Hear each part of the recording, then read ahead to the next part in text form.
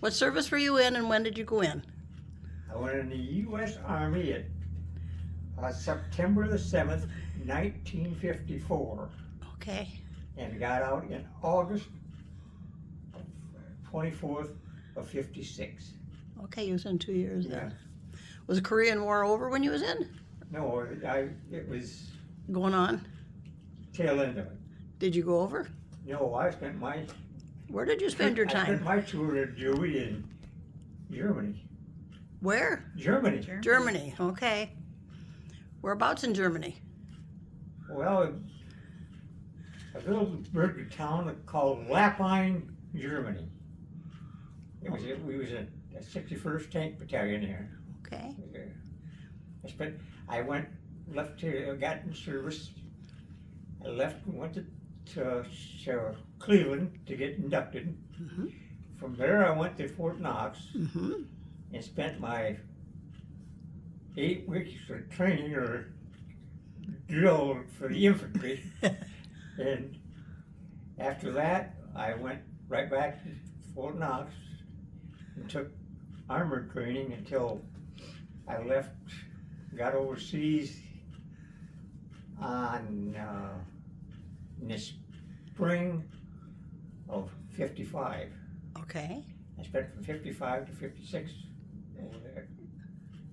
Nice, nice. And I had a lot of well, maybe I shouldn't say this, but I was to the Oktoberfest Oh, fun. over there one night.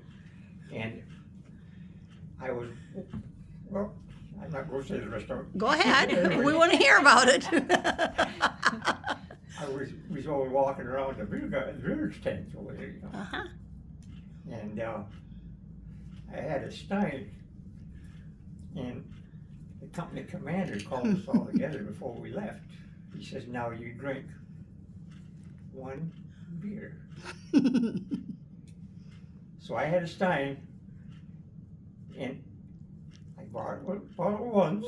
And I get down about this far, and some of the Germans come by and fill it back up for me. Yep. Yep. You had one all day. In the meantime, while I was walking through this garden, this woman come up to me and said,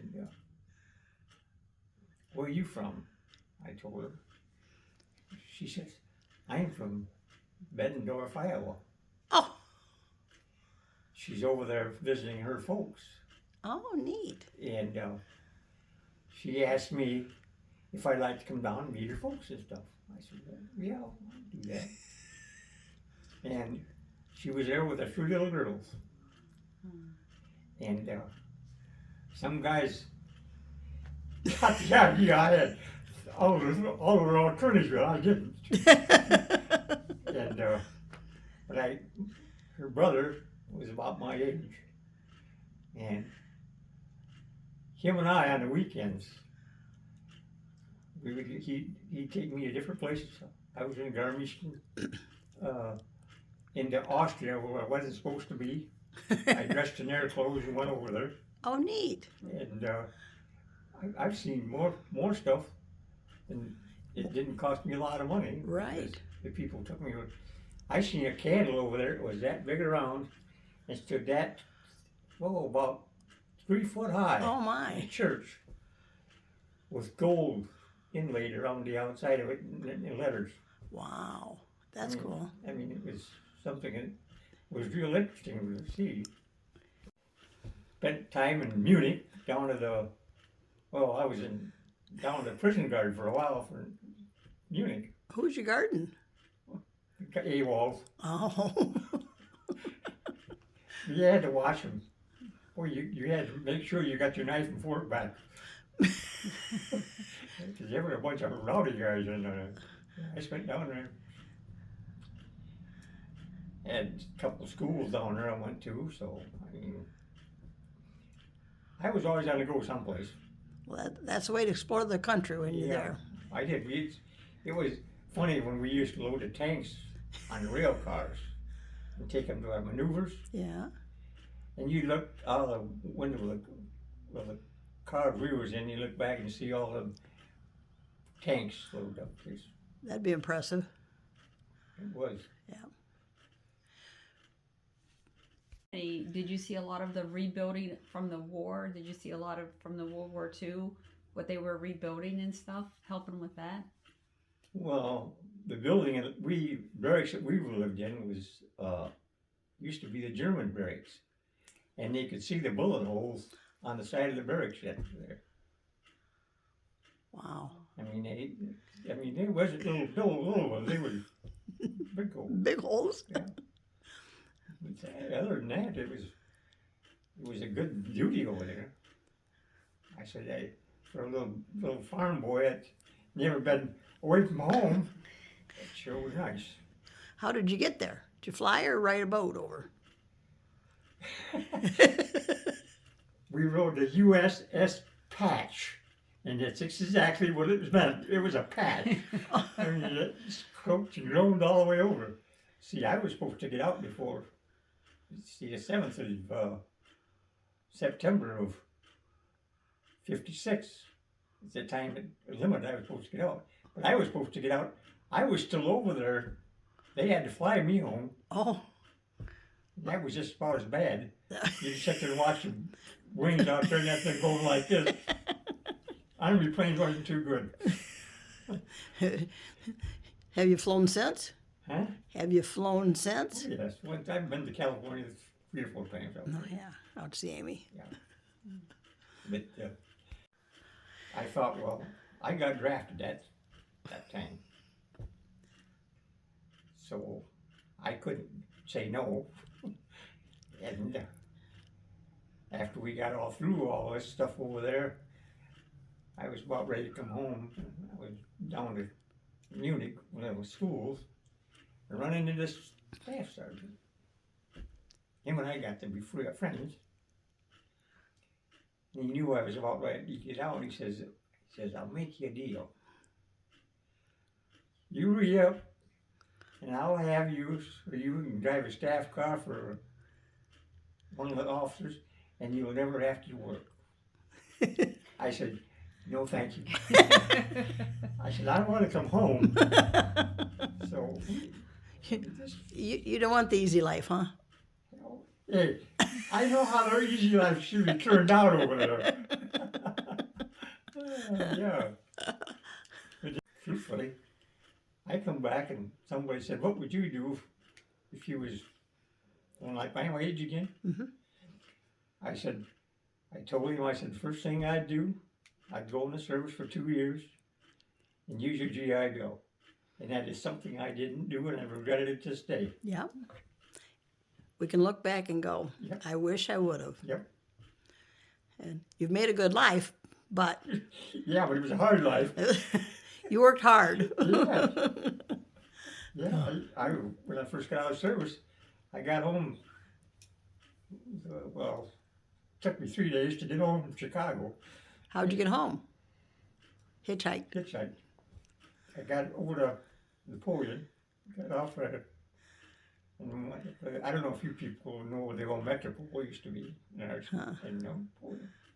Well, it was a nice place. It was, and I stopped in there and I had a bag. And the guy said, where are you going? I said, I just got out of service and I'm on my way home. He says, where do you live? I told him. He says, you got a way to get home? I said, no, I'm hitchhiking. He said, not anymore. Oh. He got in, picked me up, delivered me right to the door of my house. Wonderful. And never saw that guy again. You don't ever think about it. Right. Yeah. Nowadays, you're afraid to pick anybody up. A lot of people hitchhiked back then.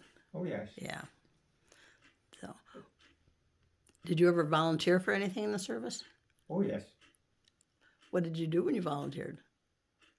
Well, some things I didn't want to do, but I volunteered. I used to volunteer to clean stuff up. Oh, yeah? Well, mostly I got to get work on the tanks. That's a lot of work. But I didn't mind it. You didn't mind it? Nice. At least I didn't get court-martialed like some of the guys did. Yeah, the only guy went on the guard duty and they caught him sleeping. Uh-oh. He did. The sergeant of the guards climbed across the fence and caught him. Oh. he was not a happy camper. No, I don't imagine. Oh man. So No. he got court-martialed. Did you keep up with anybody from the service when you left? I did for a while, and the one guy was in California. He lived in Bakersfield, California. When I was out seeing my daughter out there, I rented a car, drove out and seen him for a weekend, and we kept riding back and forth.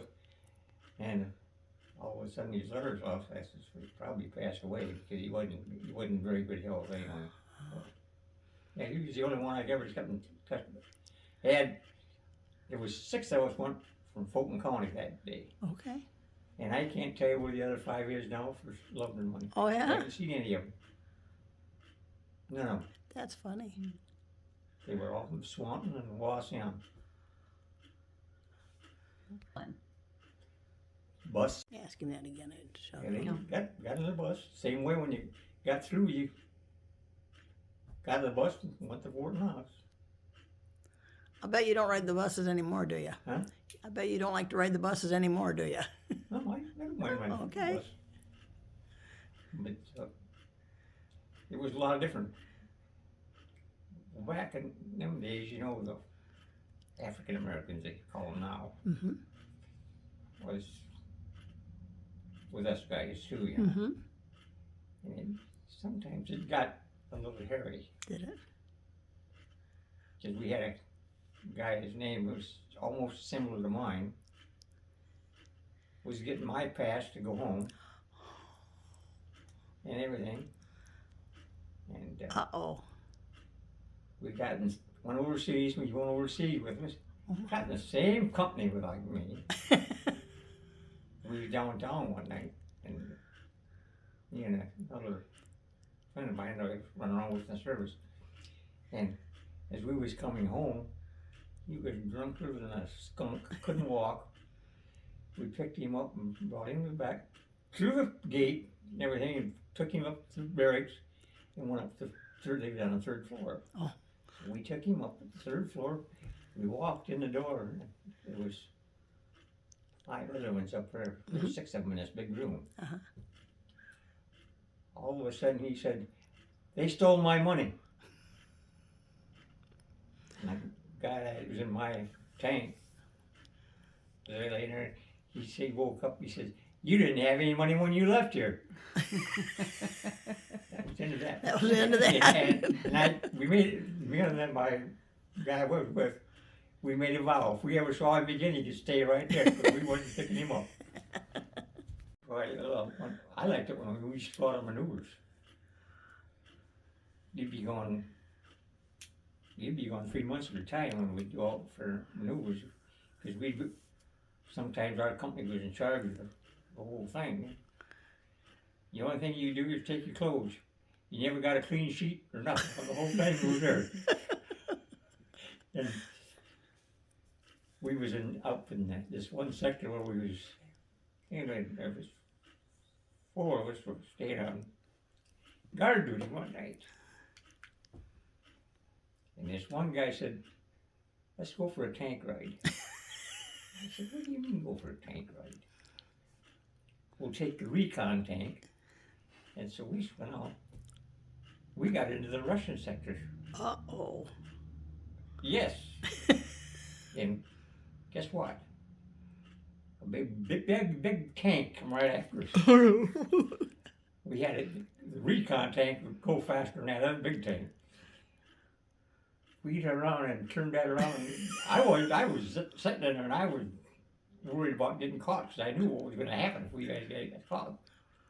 What would have happened if you'd got caught? You probably end up with a court martial Oh, boy. because you was out of the sector, and you ain't supposed to be using military gear for Joyride. Yeah. But anyway, we got back, started back where the tank was. We pulled up to where it was parked before. It ran out of gas. You were lucky. Yeah. I mean, that's some of the craziest things we ever did. So you were that close to the Russian sector? Well, that time we were. Wow. Did you have any encounters with them? Nope. And I don't. Good. That was some lions I knew. Oh, wow. I mean, that rarity, you'd find anybody, he'd been over there longer than I had. Uh-huh. But he sort of clued me in on what to do and what not to do. Were any of the wives with them? Huh? Was there any wives with the No, men over there? no. Some of them come home with wives. You didn't come home with a wife? No. You're, I could have. you're qualifying that one, aren't you? I could have. You could have, huh? Because I was down with my friend down there, where I go down to see where his parents lived. Well, we go on the Saturday night, we go to where they danced. Uh-huh. I had a girl that I was danced with for almost a year.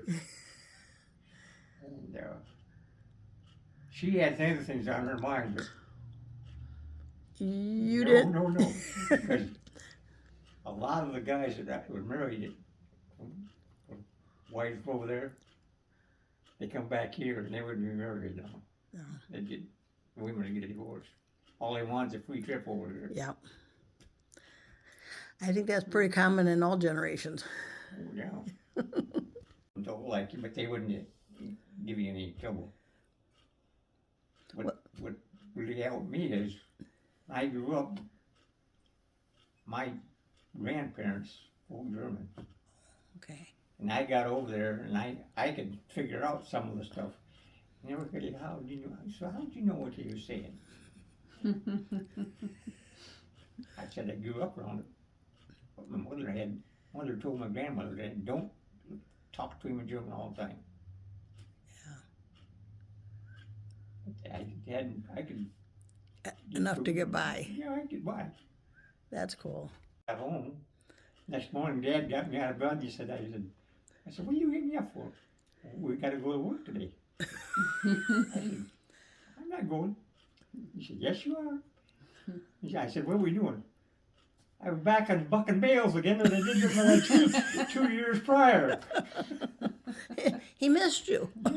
He was waiting on you to get home. He had a lot of bells to buck. Well, then he started driving a truck, and I was working in Adrian. And I'd come home every night after I'd get off work, and I'd go work in the fields till dark. And if he happened to go away, I had all the chores to do. So I was working 2 jobs. Let me back in the army. Yep, back in the army. Yep. Myself. All these young kids that are running around and don't know what they want to do. Go in service. And I think if you don't want to work too hard, you might want to go in the Air Force. Because them guys had it easier than we did. So. And it was fall 55, I got the letter. Said you get married. Oh no. You married to one of the guys you used to run around with. Service. Where did you live? I lived with my parents. I know, but where? Like Right over a corner of 108 and County Road L. Oh, really? Yeah. Oh, wow. So when did you move into Fayette?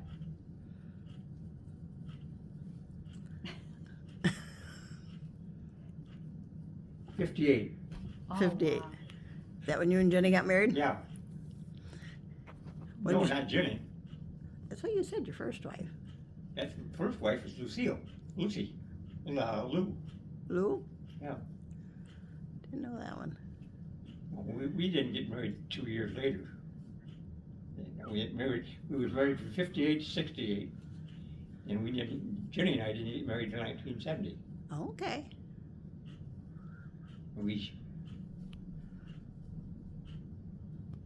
only 2 months shy of being 55 years. Wow. Wow. That's pretty good. And she always said, she said, we're never gonna make it to 50. We made it. 55. And she was a a month shy of being 93 years old. Wow. Wow. You had a good life. So 54, I'd be 20? 20. You were off. Back I was already good enough that I didn't have to ask my age anymore. And Good. if I was still able, I would go back over there for a month. Go back to where, Just to see. yeah. But I don't think I better try it now. Well, you made the honor flight. How was Yeah. that? How was that? That was neat. I never had to walk any place. I got a Escort the whole time. wheelchair, and I had a girl from Finley, school teacher, just as young as a woman. Uh-huh. She pushed me all around, and she says, "I'm getting tired." I said, "Well," I said, "Stop. I'll get out, you get in, and I'll push you around for a while." She says, "I don't think we better do that." I would have pushed her I around. know you would have. So, what was the best part of the trip? Well, the whole thing was the best part. I mean, well, I had never seen the Korean War or any of those. I hadn't been in Washington, D.C. since my senior trip, 1852. Changed a little. That's quite a lot. Quite a lot. So how did you find out that when you were gonna go? Did they contact you, or did somebody have to like apply? No, what they did, some of the guys told me down here they were going on the honor flight. So somebody said, "We'll call down to Finley." I called down to Finley, and they sent me the paperwork up. He said, "Now fill it out." He said, "You may not go at this time," but Mm-hmm. they called me up, told me I was going on that flight. Good. It was four of us went. It was Bert Ellerton and Dick Buehrer and the other guy, I can't remember his name. He was marshal too. I think they all come from. Okay. It's four of us. Good.